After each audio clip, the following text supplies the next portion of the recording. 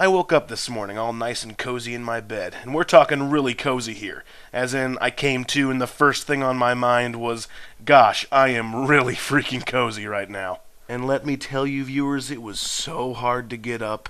I pulled back the sheets and the cold air from my room immediately began attacking my flesh, like I was getting stabbed with hundreds of icicles. I opened up my window to see what kind of world I would be greeting this morning, and I got my answer right away. A cold and wet one.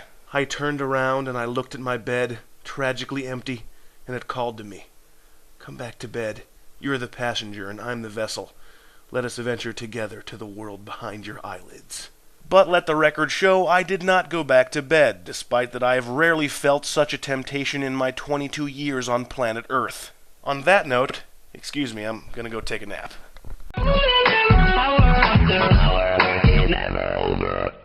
Man, it's times like this I wish my intro was longer. That was like a 4-second nap. That didn't do anything for me. Cold, wet, windy, and thereby not so good afternoon, butt kickers. It's October 19, the 292nd day of 2011, which means that 55 years ago today, Japan and the Soviet Union signed a joint declaration effectively ending their mutual state of war. They were technically at war since the end of World War II, although they weren't really fighting that much. In 1945, it was all hostile and whatnot. The Soviets didn't let Japan fish where they wanted to fish or something like that, which apparently is much more serious than it sounds because not once does Wikipedia joke about it.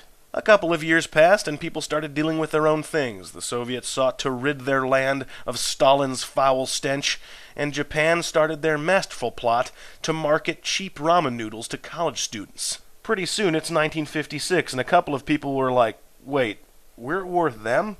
Why was that again? Didn't it have something to do with fish or something like that? And so the early signs of a treaty began to come up. It started with a few good-natured insults back and forth between the two nations to help break the ice. Hey Vlad, listen to this. Japanese headman write this. We wish you good fortune for your nation, which will probably only last another 30 years or so. That is much funny. Reply for me, write this down. Hey, I visited Lake Hiroshima the other day. It was beautiful.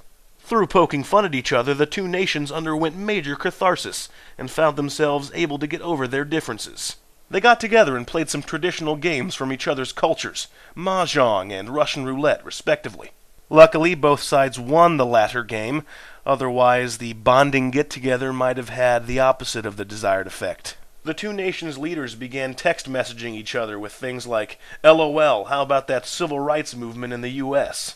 And on October 19, 1956, the two nations made their friendship official. That's right, they added each other on Facebook. Facebook didn't carry the same social significance back then as it does now, so they also signed an official friendship document. Inside reports say this document was covered with crayon drawings of flowers and hearts and stick figures hugging each other. The friendship was totally rad, although it eventually got lost in the shuffle like everything else.